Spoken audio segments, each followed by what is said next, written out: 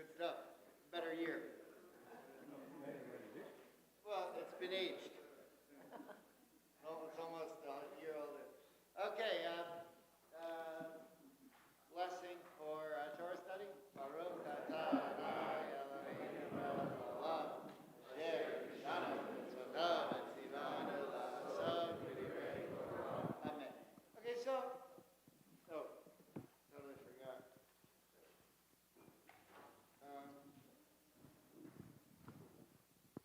Torah portion is called Vayigash, second to last Torah portion in the book of Genesis. Next week, Vayechi, and then we'll be into Exodus. You know that tribes are important. You know, which tribe you come from plays a major role from the fourth generation. Right? Because Abraham, Isaac, and Jacob, there were no tribes. But then the fourth generation are the 12 sons of Jacob. And what we'll see next week is that Jacob, before he dies, gives a blessing, which is really a prophecy. And the prophecy is that each of the tribes, here's what's going to happen to you, and here's what this tribe's going to do, and here's what that tribe's going to do. And, you know, down the road, we learn who's from what tribe. And you learn that the kings have to be from the tribe of Judah, and that the priests come from the Kohanim, emerge from the Levites, and there's different tribes. Then there's the split of the kingdom, where you have 10 tribes in the south. I'm sorry, 10 tribes in the north and 3 tribes in the south. Remember, it's 13 because Joseph gets split into 2, Ephraim and Manasseh. And ultimately, the north is the 10 lost tribes, and maybe we found one in Ethiopia, or, you know, who knows. But really, all the Jews who are left are from the south, which means Judah, Benjamin, and Levi. But in the age of the Messiah, there's going to be 2 different periods of the Mashiach, of the Messiah, the Mashiach ben David, David being from Judah, and Mashiach ben Yosef, the second, which is really going to be from the tribe of Ephraim, which is really Joseph, and so on, and so on, and so on. Now, so I'm just saying that which tribe you come from matters for different reasons. And the tribe that Moses ends up coming from, who Moses is going to be, you know, basically the main character. You know, I was watching, flipping through Instagram reels, and you probably have a lot of the same, if you ever use those and you flip through videos, you probably have a lot of the same algorithms as I do. Or you probably have a lot of the same videos. So I have a lot of advertisements and interviews from different yeshivas in Jerusalem. You probably get the same ones when you're flipping through. So there was one where this young man was walking through a room in Jerusalem in the yeshiva called the Beit Midrash, which they call the base. Not B-A-S-E, B-A-I-S, the base. And he was walking around saying to everyone, who's your favorite character from the whole Tanakh? So, and there were a lot of Moseses, and there were a lot of King Davids and some Abrahams, and a few Josephs and so forth. And, you know, I think a lot of people would pick, if you had to pick your number one, it would be Moses as the number one star of the Torah, even though he's not mentioned in the first book. So Moses comes from the tribe of? Levi. Very good. Now, you might think that that's a problem, because Levi becomes a problematic character in Genesis, and at the end of Genesis, which we're going to look at in chapter 49, when Jacob is giving the blessings, he points out that with Simon and Levi, there's a problem. Now, with Reuben, there's a different problem. You guys aren't old enough to get into that. But with Simon and... He slept with... it doesn't matter. With Simon and Levi, there's a different problem. right? And so you would think because it's such a problem, it's a little strange maybe that Moses comes from Levi. What was the problem with Levi? In Shechem, right? When after Dinah was raped, they went and killed, everybody. They went and killed the whole town, which Jacob says, it's a little much. It's a little much.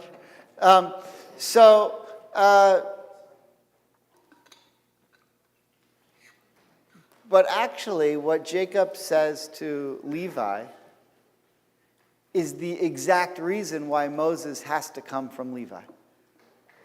Now, Joseph might have thought, maybe, by the way, what's the other problem with Levi? Oh yeah, he sold his brother into slavery. Remember that? So that's, okay, we got the perfect tribe for our leader. He killed a whole city and he sent his brother into slavery. He'll be perfect for the Torah. Okay. So you might have thought, shouldn't the person who is going to be the hero of the Torah and get the Torah come from the tribe of Joseph? And so looking forward, that becomes a problem because that tribe is going to get swallowed up and become lost. And if you lose that tribe, there's a problem. So I want to suggest today that Joseph recognized that the hero of the Jewish people was not going to come from his tribe, but was actually going to come from a different tribe. And that he had to have a role in facilitating that to happen. Because if the hero that ends Genesis is Joseph. And the hero that begins Exodus is Moses. But there's no connection between those two tribes. One's Joseph, which is split into Ephraim and Manasseh, and the other one is Levi. And so it's not a natural transition between the end of Genesis and the beginning of Exodus. All right, tribally. Everyone see that so far? So something interesting has to happen now at the end of this Torah portion to make it all fit and work and make sense. And once you figure out why it has to fit and work and make sense that way, then you can learn something amazing, which is what we're going to try to do. Now, some of the sources that I put together, I never would have figured these out on my own. The ones at the end that are really good, I did. Well, but I was led in the right direction by a different rabbi who I often study, named Rabbi Mordechai Torgziner, who's a contemporary Orthodox rabbi who lives in Toronto. And in his notes, I took these first few sources. So don't think that I came up with this on my own. I took this from someone else, which is pretty much what I've been doing my whole career. But specifically, don't think that I found this. I read this book. I didn't. I just took this from the notes of Rabbi Mordechai Torgziner, who's an amazing teacher. I listen to his lectures all the time on YU, Yeshiva University's website, which is yutorah.org, which is, I spend my whole week listening to that stuff. Okay, but let's get in now to Vayigash, and we'll see what I mean by this before we get to the sources. We're in chapter 47, verse 13. Chapter 47, verse 13. 295 in Plow, if you have it. Now there was no bread in all the world. Hang on one sec. Everyone have it? Still, when you don't hear any more pages turning, we're ready. 47:13. 47:13 of Genesis. I know it's a weird place to start, but that's where this section of the narrative begins. Okay, now, by the way, what's this? Let me just tell you what section of the narrative we're looking at before we look at it. So at the end of the Torah portion here, remember Jacob's prediction, there's going to be 7 years of plenty and 7 years of famine. Well, we're now into the years of famine, and people say, okay, Joseph stored up all the food, but he kept all the food. So now he's the only one that has any food. And if you want to buy food, you got to buy it from him. So the people started coming and buying food and buying food and buying food. And eventually, they ran out of money. Okay, so that's the story we're going to look at right now. Okay, beginning with verse 13. Okay, here. By the way, we're at first now, we're only dealing who's buying the food? Egyptians. We're not talking about the people necessarily coming for Canaan, although we'll see that soon. But this is how he's treating his own people, the Egyptian people. Okay, here we go. Verse 13. Jude. Now there was no bread in all the world, for the famine was very severe. Both the land of Egypt and the land of Canaan languished because of the famine. Joseph gathered in all the money that was to be found in the land of Egypt and in the land of Canaan, as payment for the rations that were being procured. And Joseph brought the money into Pharaoh's palace. And when the money gave out in the land of Egypt and in the land of Canaan, all the Egyptians came to Joseph and said, "Give us bread, lest we die before your very eyes, for the money is gone." And Joseph said, "Bring your livestock, and I will sell to you against your Okay, livestock." sorry. If you just noticed, I just want to point one thing out before we continue. So, we do now here add Canaan. Now, presumably, the other lands as well also had no food. It wasn't just Egypt and Canaan. It's just we need to know Egypt and Canaan because we need to know why the brothers are there, because the brothers had to come back to buy food because there's no food growing in Canaan. But that you would assume then that if the drought stretched from Egypt to Canaan, it probably also dipped into Edom and Assyria and all these other places. And that and the Talmud does come and say that everybody was coming and bringing their money. But the Torah just mentions here Egypt and Canaan because that's what we need for our story. But the other nations were coming as well. And so if you lived in the ancient Near East and you thought that everyone on the planet lived in the ancient Near East, you could then think that literally all of the money in the world is now in Egypt. Because the only place you could buy food was Egypt. So all of the money, all the silver, all of the gold was in Egypt. And what did Pharaoh use it for? To make himself rich. Now, remember what happens in the second to last plague? The Jews go to all the houses and they take all the money. And they fleece Egypt, and now the Jews have all the money in the world. But what did Pharaoh do with all of his money? I did this class once for a lunch and learn. It was fabulous. Probably a couple of you were there.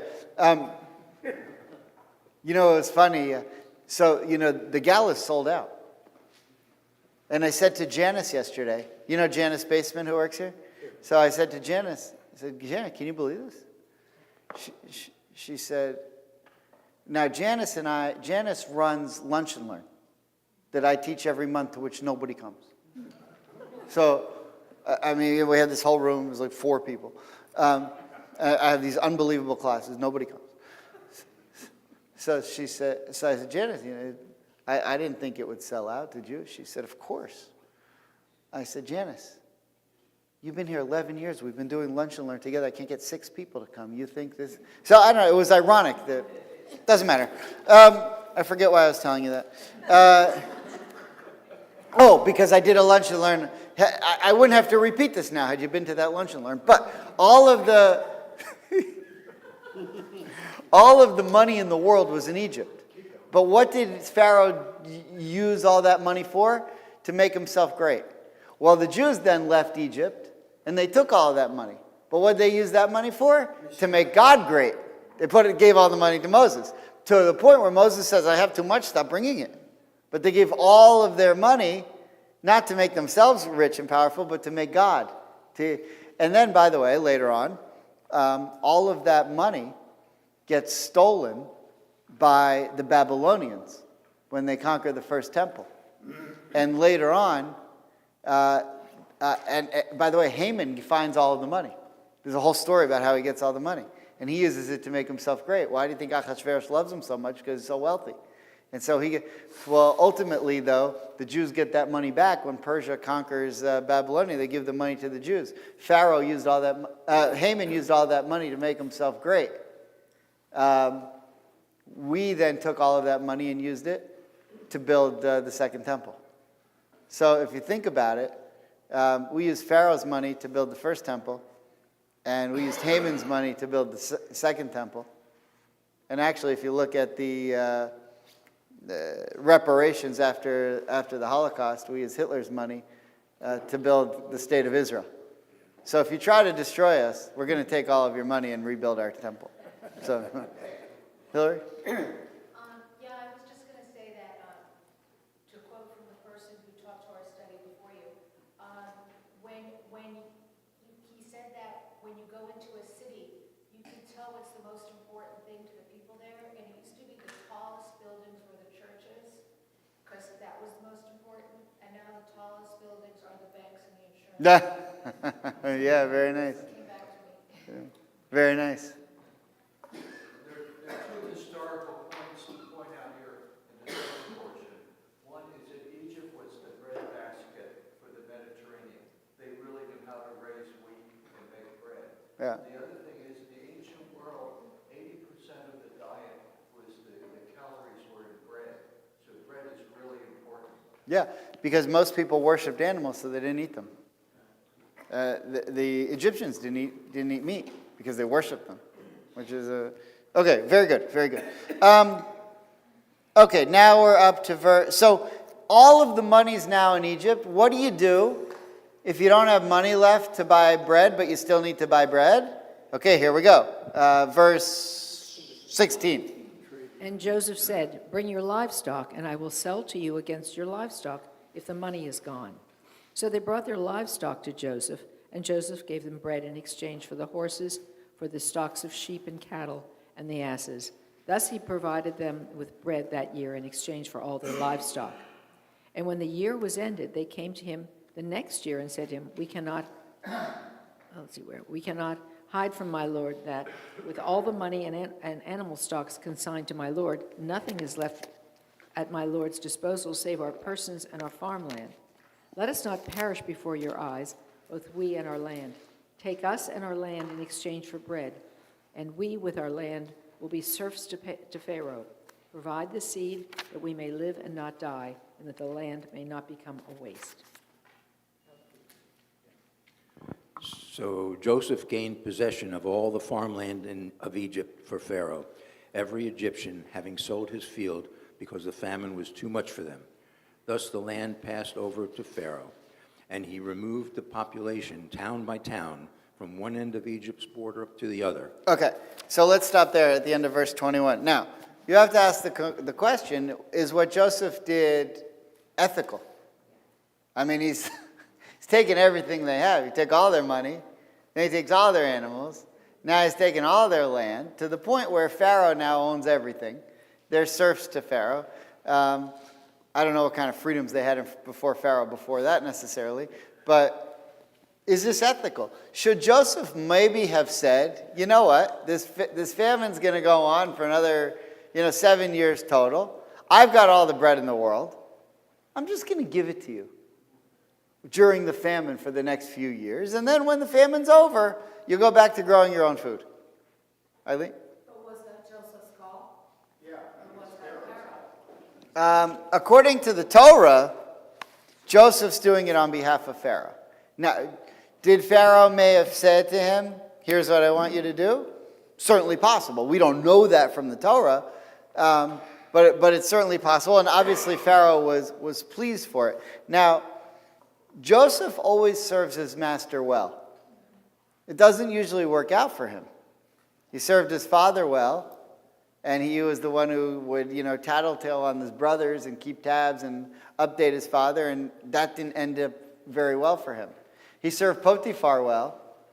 That didn't end up very well for him. He ended up in jail. He always serves people well. He's always trying to help out who he's working for, and it doesn't necessarily always work out. But here maybe he flips it. But I just want to ask that question, though, and you could ask it either way. You could say, was Pharaoh's decision to do this unethical? Or was Joseph's decision to do this unethical? Or not? So before we answer that, there's a contemporary Orthodox rabbi who is actually, every year they bring in one rabbi the Federation does, to do a seminar with all of the local rabbis. And one year it was this rabbi. It's a big honor. They have some of the best rabbis from around the world. I mean, they've had really famous rabbis come in. One year they had this rabbi, Rabbi Shai Held, who's a great thinker. He's written a bunch of books. And he wrote a little bit about this. So, again, I didn't find this. Rabbi Mordechai Torgziner, I took it from his notes. But let's see, if we could just pick up here, Ken or Ed or whoever, either one, if you could read the Rabbi Shai Held where it says, "But faithful service." But faithful service to Pharaoh does not necessarily righteousness make. What of Joseph's treatment of the Egyptian people? Joseph does indeed save lives, no small feat in the midst of a widespread famine. And yet the reader is left to wonder just how many of the steps Joseph takes are really necessary. Feeding the Egyptians is one thing, but progressively stripping them of everything they have is seemingly another. In what is perhaps another irony, the Israelites themselves will soon find out that being fed by one's owner creates an unhealthy and undignified sense of dependence, keeping one bound to one's oppressor. Right, because, I mean, this is like foreshadowing of what's going to happen in Exodus. Okay. Assume for a moment that Joseph's action at the moment of crisis itself are defensible. It is nevertheless difficult to understand why he makes the serfdom of the Egyptians permanent to this very day. When the Torah imagines Israel's life in the land, it prohibits the permanent selling of land. More generally, biblical texts insist that land is a heritage rather than a commodity to be bought and sold, let alone for all time. Deuteronomy is especially emphatic that when the people arrive in the land, debt must be robbed of its tyrannical power in order to limit human misery. In particular, slavery must have a built-in limit of 6 years. Permanent enslavement is unthinkable. In other words, the Torah passionately prohibits the Israelites from doing to one another what Joseph does to the Egyptian people as a whole. Okay. So you could say what Joseph does actually engenders anti-Semitism. Now, I don't, they're all Semites. What anti-Semitism, I hate when people do that. The term has come to mean hatred of Jews. Don't worry about who's a Semite and who isn't. But you could say that this engenders hatred of the Egyptians for the Jews. Because what's going to happen ultimately is all of the Egyptians are going to say, you know, we used to have it made. We had our own land, we had our own animals. Then this Jewish guy comes, and now we have to give all our money to him. You could see how that engenders. It may not be true. They may all be dead if it wasn't for him. They would have been, because they all would have starved to death. But you could see that thought process. They gave all the money to Pharaoh, their Egyptian king. Right. Not to a Jewish guy. No, but Joseph's the face of it. And Joseph's the one who's in charge of handing out the food. So he's the face of it. But it's true, ultimately, Pharaoh's pulling the strings. Carol? Yeah, so Joseph probably saw it. It didn't belong to Joseph. It belongs to Pharaoh. Right. So it wasn't his to give away. Right. Okay. Good answer. Good answer. But you could see, though, the people line up to come to Joseph. Pharaoh's not around. So you could see how this could maybe be a problem. Now, on the other hand, maybe Joseph was trying to show them, this isn't the way.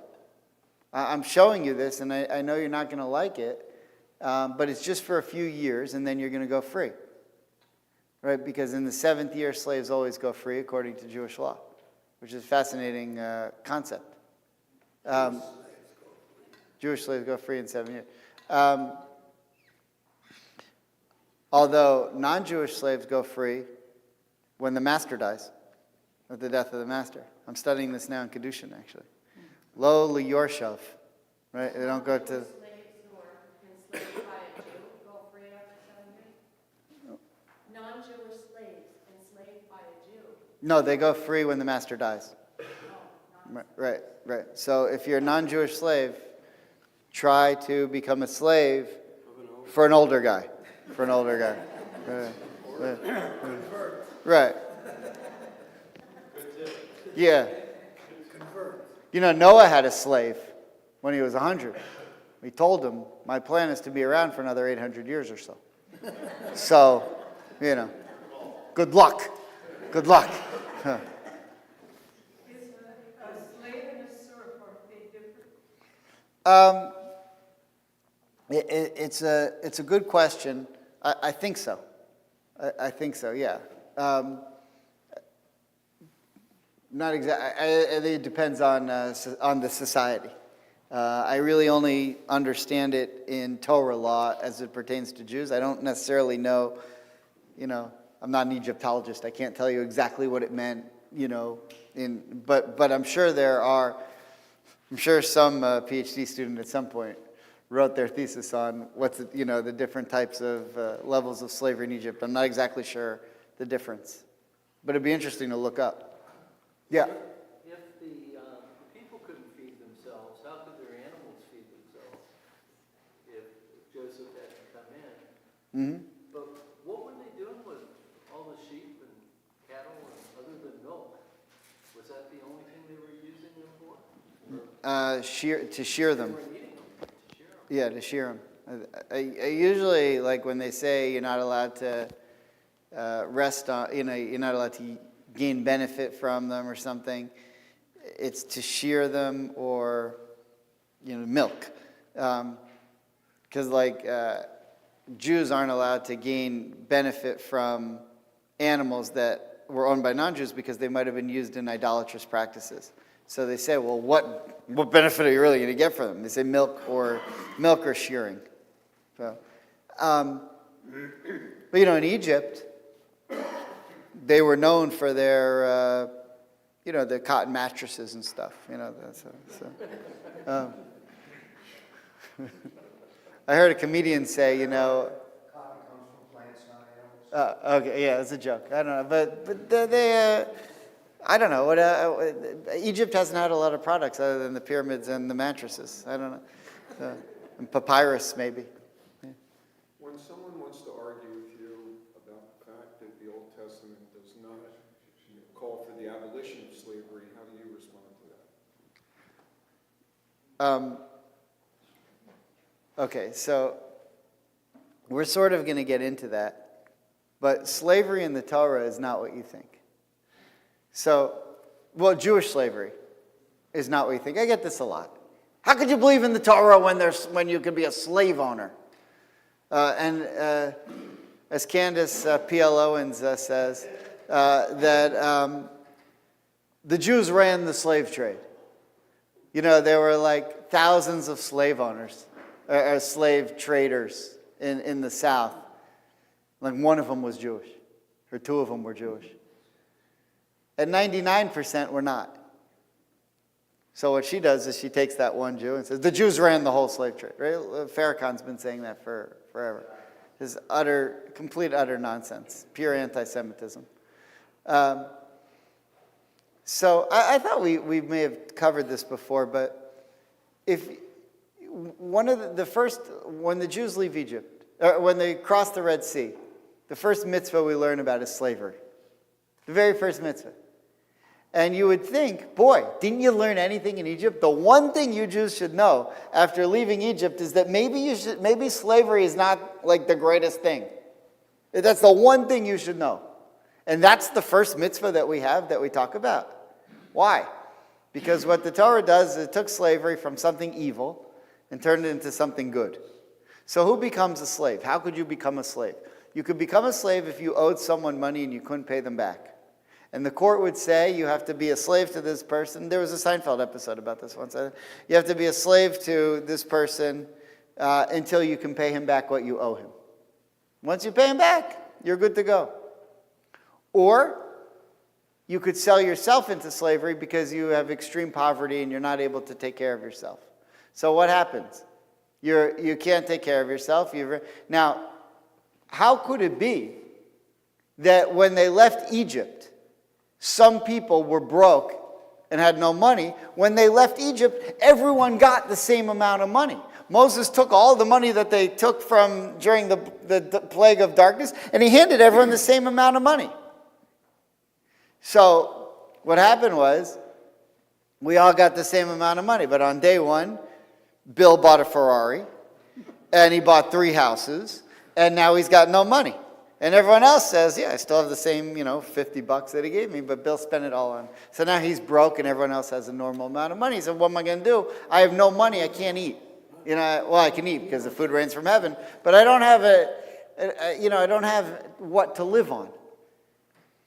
So, one of us says, Bill, you come live with me, and you'll be my slave. Now, what then happens? He lives in my house. He works for me. I have to give him Shabbat off. I have to give him 3 meals a week. If I harm him in any way, he goes free and he can sue me, and I have to pay him a tremendous amount of money. Not allowed to work him too hard. I have to allow him to fulfill all the mitzvahs. I have to pay him. I have to pay his family. And when he goes free, I have to give him a huge severance package. Good deal. The person, listen closely, the person in Judaism who becomes a slave owner loses money. Loses money. You do it in order to rehabilitate someone else. To own a slave in Judaism is a mitzvah. Literally, it's one of the 600, it's a mitzvah. You do it to help someone else, and you lose money because he has got 8 Ferraris, but he can't afford a house or anything else. He's living in his car. It's a nice car, but it's kind of tight. And now I'm taking care of him, and I'm saying to him, you couldn't make it on your own. Come live with me, and I'll teach you how to do it. Now, after 6 years, he goes free, automatically. But what if after 6 years he says, I like it here, and I don't think I can make it out on my own because I know I'm a gambler, and I'm going to go out, and I'm going to waste all my money. I'd rather just stay here with you. You pierce his ear. It's called nirtza, and now he's my slave forever. Although really only until Yovel or until I die. Do you think in the Deep South they had a rule that said, if you really love it here, you go free, like this is the 7th year, everyone goes free, but if you're loving it, no problem. We'll give you an earring, you can stick around. It's like Yellowstone. I haven't seen it, but I just started watching Landman, though, which is, that guy's hilarious. Curses a lot, but he's very funny. Okay, so that's my answer. The reason why slavery is the first mitzvah that's taught is because what the Torah does is says we're going to take this horrible, evil thing that was in Egypt and we're going to turn it into something positive. And that's the message of the whole Torah. Take what's evil and turn it into what's good. So it's a misnomer. Anyone who says, well, how could you believe in the Torah because there's slavery? Your first response should be, well, first tell them everything I just told you. But if they don't like that, then just say, this isn't for you. You'll never understand. You don't get it. You're missing the point. So in short, slavery for us means protection of the indigent and Rehabilitation. and debt, and Yeah. It's really a process of rehabilitation. By the way, why would you have a non-Jewish slave? So we say, well, you could treat your non-Jewish slave harsher. The only reason anyone had a non-Jewish slave is because they conquered them in war. And those people were coming to kill them. And in any other nation, if you would have caught prisoners of war, you just slaughter them all. But the Jews say, no. We know that you've been living in Egypt and they taught you all these horrible ways. Come live with us. You'll be my slave and I'll teach you how the world really works and I'll teach you how to be kind to people and you'll be my slave. But you're not really my slave. You're someone I'm going to help try to show you that the world is actually good and not the evil world that you came from.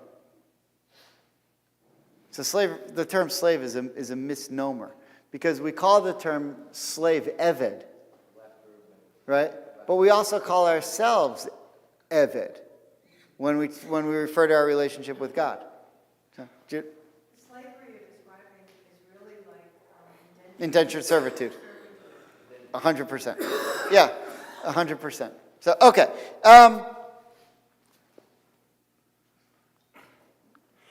Now, everything that we've just said is a prelude to the next verse. Okay? So now, if I just go back to verse 21, we ended on 21. Who is Annabelle, do you have would you mind starting it? Let's read 21 through the end of the portion. Sure. As for the nation, he resettled it by cities from one end of Egypt's borders to the other. Only the land of the priests he did not buy, since the priests had a stipend from Pharaoh, and they lived off their stipend that Pharaoh had given them. Okay. Who are these priests? There's no such thing as Jewish priests yet. The Jewish priests are the sons of Aaron. Aaron hasn't been born yet.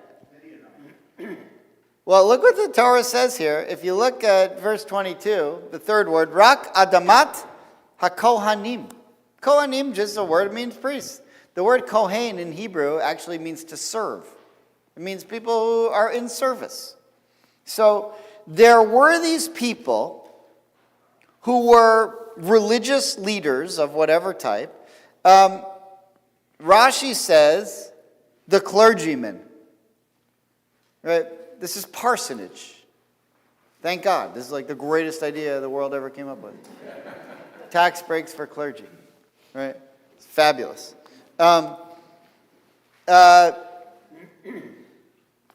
If you were ever a rabbi and the board said, why are we giving him so much clergy? Why are we giving our clergy so much parsonage? In this case, I'm Orthodox. Right? It's what it says. It's what it says. All right, so only the land of the... So my point is this. I don't know if you've ever thought about this section of the Torah before, but when you see that he's only talking about the priests, we're talking about the idea that there is this break of taxes or whatever, land ownership. Notice, by the way, only the land of the priests. The priests here were landowners. And they get to keep it, where Pharaoh basically said, do whatever you want to the people, leave the clergymen alone. Their union is awfully strong. Their representation in Congress is very strong. Just leave them. You know what's great is every once in a while there's this organization called the Atheists Association of America or something. The AAA, I guess. I don't know if that's what they're called. And they always fight parsonage. And, all of us rabbis get nervous and we're like, don't worry. The Catholic lobby is going to make mincemeat out of them. And they we never have, that's one fight we don't have to engage in because they just destroy them. and we never have to worry about it. Okay, so I want you to just pay now attention as Annabella reads the rest of this Torah portion to how Joseph, a Jew, is treating Egyptian clergy. Let me say it one more time. How Joseph the Jew is treating the Egyptian clergy. Okay, clear so far? Okay, watch this. Okay, here we go, Annabella. Joseph said to the people, "Look, I have acquired you this day with your land for Pharaoh. Here is seed for you, sow the land. At the ingathering of the harvest, you will give a fifth to Pharaoh. The other 4 parts shall be yours, as seed for the field, and food for yourselves and for those in your household, and to feed your young ones." And they said, "You have saved our lives. May we find favor in our eyes, my lord, and we will be serfs to Pharaoh." So Joseph imposed it as a statute till this day regarding the land of Egypt. It was Pharaoh's for the 5th. Only the priest's land alone did not become Pharaoh's. Thus Israel settled in the land of Egypt in the region of Goshen. They acquired property in it, and they were fruitful and multiplied greatly. Okay, so look what just happened. This is unbelievable. This is an unbelievable section of Torah. This is actually one of my very favorite verses in the entire Torah. So all the land becomes Pharaoh's, and once the food starts growing back, everyone's going to have to pay 1/5 of their land, with the exception of the Egyptian priests. And once you realize that there's 2 types of people who have land: Egyptians, who have to pay a tax, and Egyptian priests who don't, and those two groups. Then there's a third group, Jews. Right? What? Look at verse 27. Thus the Jews settled in the land of Egypt and the land of Goshen. They took holdings in it, and they were fruitful. And they started doing well. And they didn't have to pay taxes. Because they were Joseph.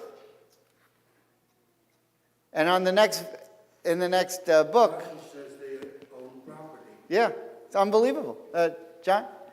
Rabbi continues, line 24. 1/5 to Pharaoh and 4/5 shall be yours for your seed, if you're going to plant again, and for what you eat.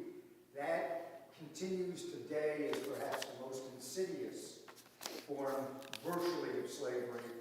And anybody who has studied the history of the South, both post-Civil War and during the Depression, will recognize the name sharecropping. Mm-hmm. That is the very definition of sharecropping, and Huh. and there is almost no way that anybody can make their way out of it with that kind of a gross. It's not a net. It's 20%. It's 20% off the top. Yeah. There's almost no way to make yourself out of that, to use a word, bondage. Yeah. It's an interesting system Joseph had. Everyone else is in bondage, but the clergy, looking pretty good. And the Jews, they could live with this system. You could see now maybe why people start not like the Jews so much back in Egypt. Now, on the other hand, there are millions and millions of Egyptians, only 70 Jews. No country made up of millions and millions of people could ever pay attention or hate the Jews when they're less than 1% of the population. That could never happen. Except in every country where Jews have ever lived. There were 70 Jews total out of millions and millions. Okay. All right. Just a couple quick medieval takes on this that I also took from Rabbi Torgziner. The first one from a rabbi known as Rabbi Yitzhak ben Rav Yehuda Halevi, the son of Rabbi Yehuda Halevi, who was the famous rabbi who wrote the Kuzari. Rabbi Yaakov of Orleans. Rabbi Yaakov of Orleans studied at Tulane for a while, actually, when he was in New Orleans. Okay, go ahead. And Rabbi Yaakov of Orleans asked, it is written, for a portion of the priests came from Pharaoh, etc., indicating that it was so from before, and not that Yosef exempted them. And one could say that this is what it means. He did not acquire the land of the priests, but for he enacted and created a law for the priests, etc. He worked to bring this to Pharaoh. Okay, so this rabbi is doing some different types of stretching. What's the word? There's another word. He's going to great lengths. There's a word to say stretching to go to great lengths. I forget what it is. In order to show that it was important to Joseph that there was a different law for the priests. Now, we haven't said why yet. Don't worry about why. Just want to point out that it was important to Joseph to do it. Now, a more famous commentary on the Torah called the Ktav v'HaKabbalah, Rabbi Yaakov Tzvi of Mecklenburg, this is what he writes. One more commentary. It appears to me that with this he intended a great benefit for his father's house. For by moving the nation into cities so that no one retained in possession of his own land, and Joseph also removed the residents of Goshen to another land to put his father's entire house there. And still, his father's house resembled the other residents, giving 1/5 to Pharaoh. Therefore, he developed a strategy such that the priests would eat their portion as given to them, and their land would not be sold to Pharaoh, and they would not have the burden of giving 1/5. Through this, his brothers would also be free of the 1/5 tax, as shepherds of the sheep, which were so important to the Egyptians, raising the animals which they worshipped, and as has been explained previously, thereby resembling their priests, servants of their God. And just as these were exempt from paying the 1/5, so too these who sustain them. Therefore it said, and they settled in it, for Goshen was a portion for them, without any tax on it, the opposite of the other residents who own no portion, and therefore obligated in this 1/5 tax. Okay, so there's also this idea that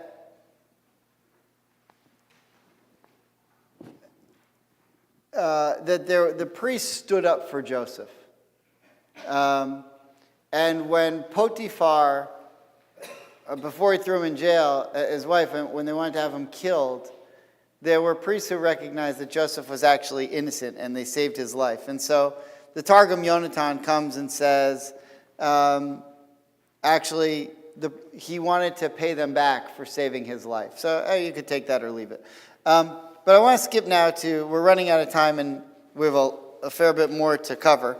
So you see the Rabbi Shimshon Raphael Hirsch on verse 22. He says, here we see the... okay, actually, I don't want to get into this yet. No, actually, let's skip that for now.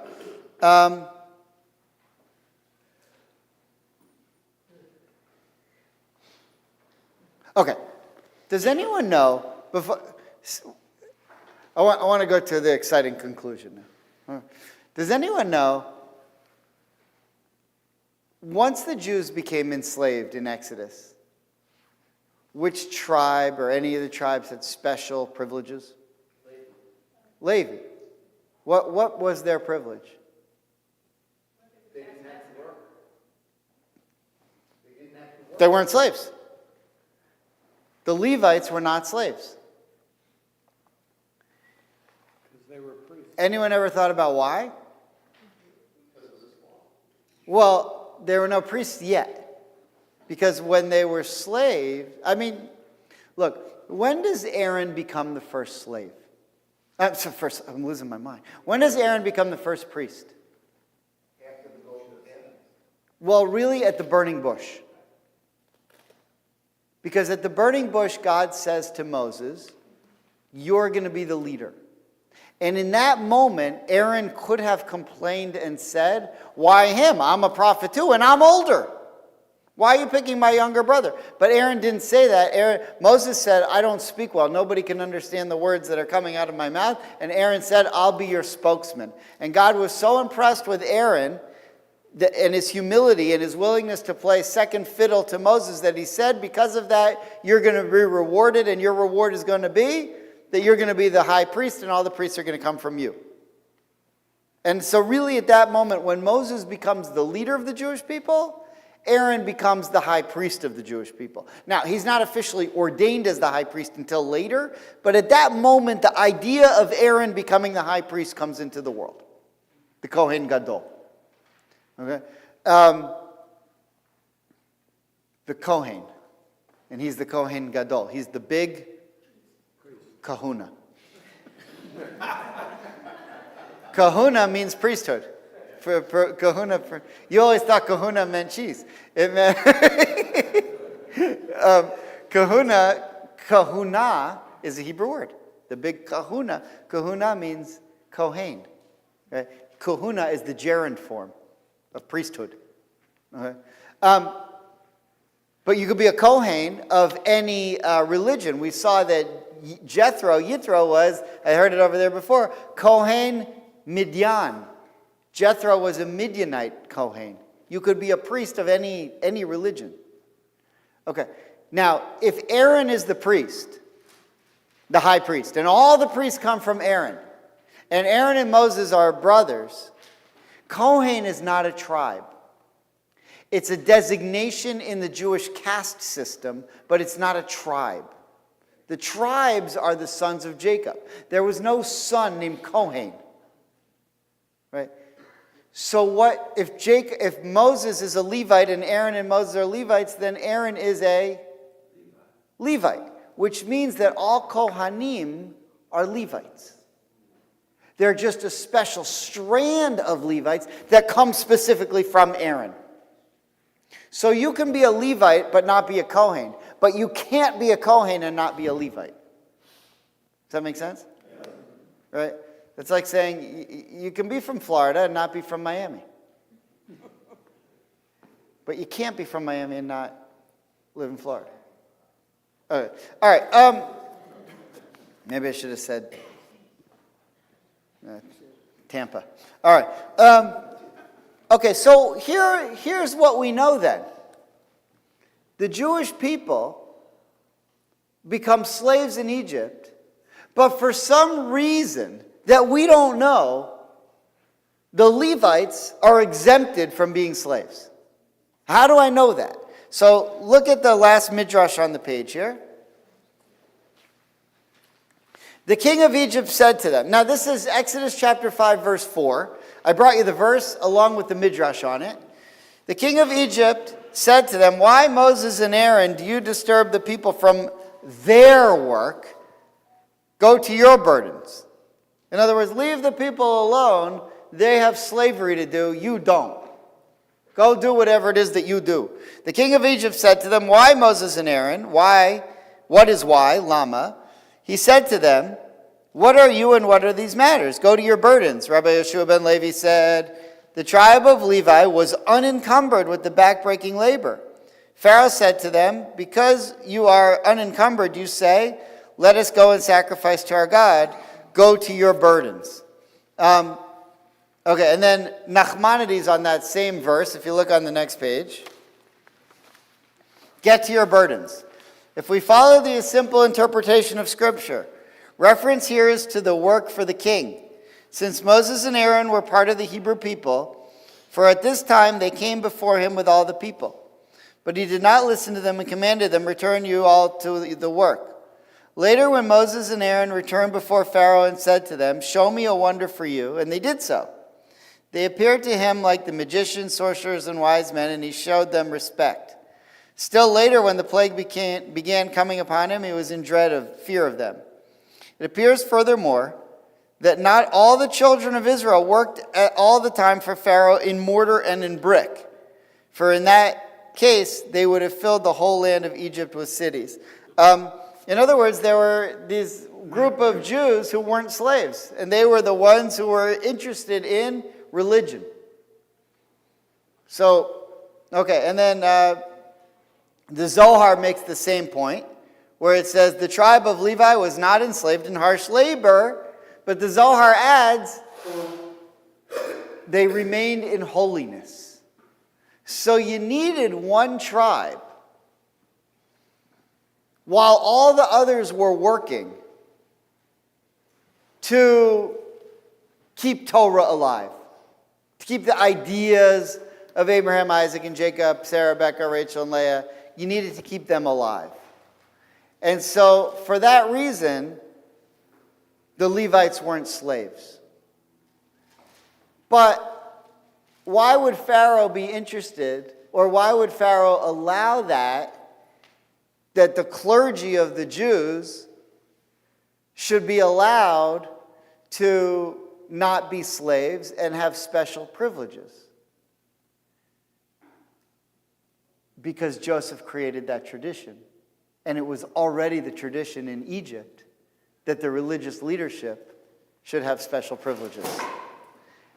And had Joseph not created these special privileges, there wouldn't have been Levites around to keep Judaism alive. And if there wouldn't have been Levites around to keep Judaism alive, you wouldn't have had Moses. And you wouldn't have had the Jewish people. Now, that's part of it. Rabbeinu Bachya gives you a little bit more. Now, why though? So let me just, now that, basically what I just showed you though, the whole way that Vayigash ends, this Torah portion ends, is that Joseph has a prophecy. And his prophecy is, the Jewish people are going to be slaves here. And this whole idea of setting up the Egyptians as serfs is I'm foreshadowing that no, actually my people are going to be the slaves.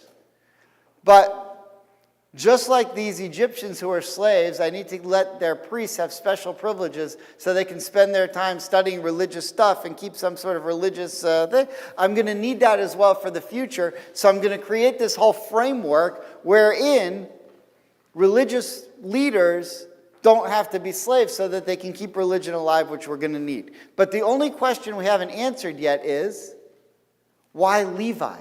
Levi was bad. Shouldn't it have been, right? Levi killed all of the people of Shechem, and Levi sold Joseph into slavery. Why Levi? So, well, not yet.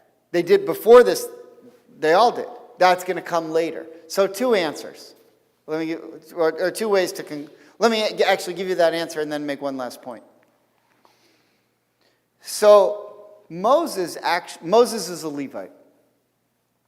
And if you look in, let me just show you, if we just skip to next week's Torah portion, 1 verse. 49, well, a few verses actually, but 49:5. Genesis 49:5. At the end of Genesis, Jacob has a prophecy for each of the tribes. And 2 of them are Shimon and Levi, Simon and Levi, who are the second and third sons of Leah. Right? The first one's Reuben, then Simon, then Levi, then Judah, etc. So look what it says here in 49:5. This is, again, Jacob on his deathbed giving future prophecy for what's going to happen to the tribes of his sons. So he says, Simon and Levi are brothers. Stolen tools are their weapons. Into their design may my soul not enter. Within their congregation do not unite on my honor, for in their rage they killed a man, and in their wish they hamstrung an ox. Accursed is their rage, for it is mighty, and their wrath, for it is harsh. Okay, so he just said a lot of negative things about Levi. That, I don't necessarily love that they killed the whole city of men. But then he says, I'm not going to get rid of them. The Levites have a role to play. Simon does too, but they're going to remain poor, and they're going to be the scribes, and just forget about them for a second. But focus on Levi, because Moses comes from Levi, and he says, I'm not getting rid of them. I will divide them in Jacob, and I will disperse them in Israel. Which is why I think, Jay just said it, the Levites never inherit land. They live all over the place. And the other tribes have to give them a place to live. Right? In other words, there's something good about Levi. It's just when they all get together, it's a little much. But if you take them on their own, they're okay. You know people like that? Right? He's a nice guy when he's with his friends. Okay. Okay. So look at Rabbeinu Bachya, the last source on the sheet. Look what he says about that verse. What was the point of the dispersal of the Levites? The dispersal of the Levites was to prove especially beneficial, as it helped to fulfill Moses' blessing in Deuteronomy that the Levites were to disseminate Torah knowledge throughout the land of Israel. Meaning, I need Levites all over the place because they're the ones who are going to disseminate Torah. So here is the problem with Levi. Levi, it's not necessarily bad that he wanted to kill the man who raped his sister. That was a good thing. That showed he believed in justice. He just took it too far. And he needed to be settled down. And I need to tamp down that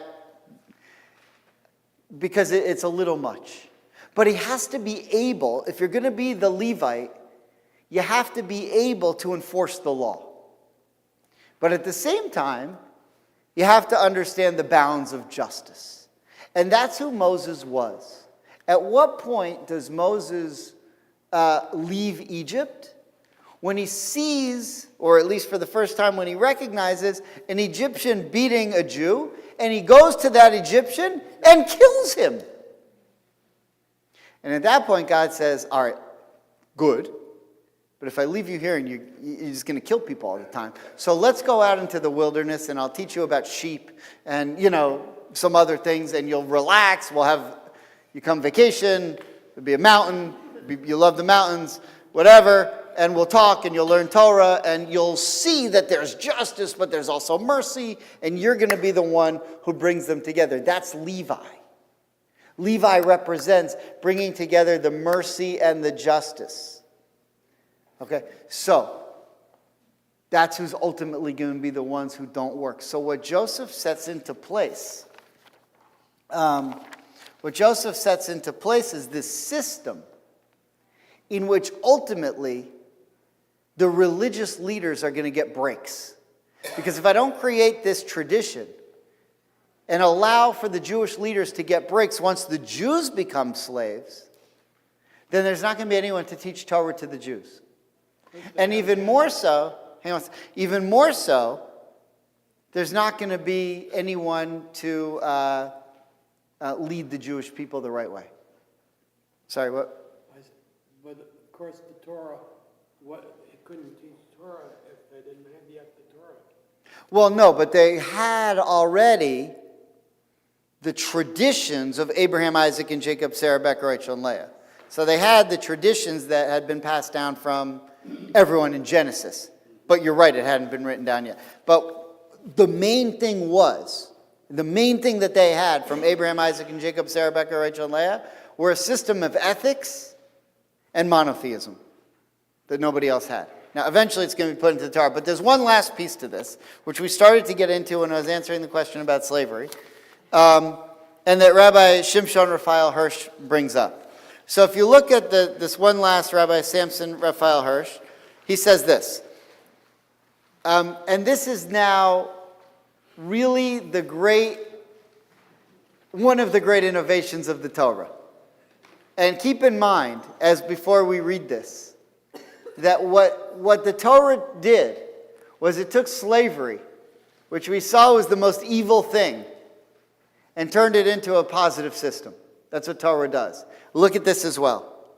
Here we see the exact, and this is not as good for clergy, but all right, we still have parsonage.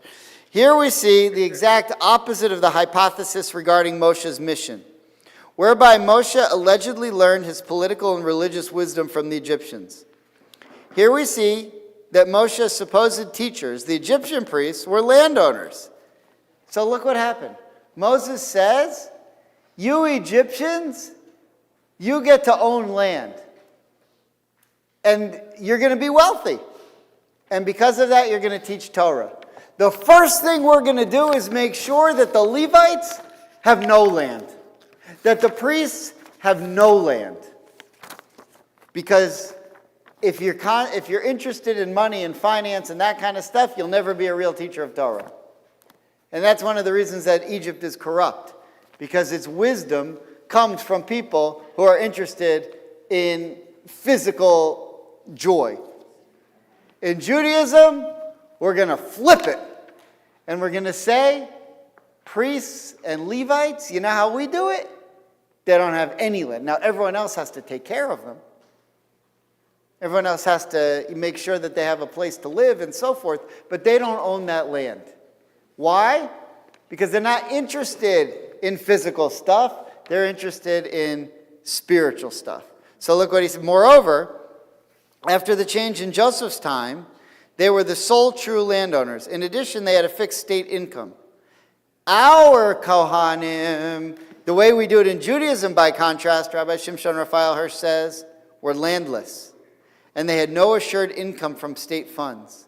Their whole existence depended on the goodwill and respect of private individuals. And so it became the rule in Judaism that from this point forward, your priests are the landowners and they don't have to pay taxes and they have all.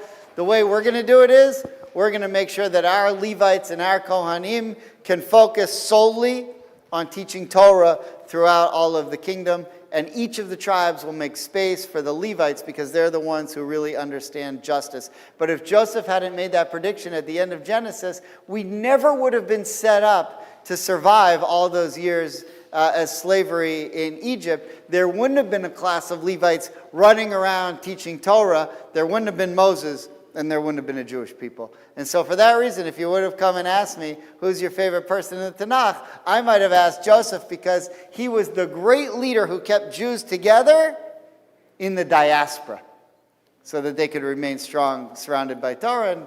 And, I live here in the diaspora. So, all right, Shabbat Shalom.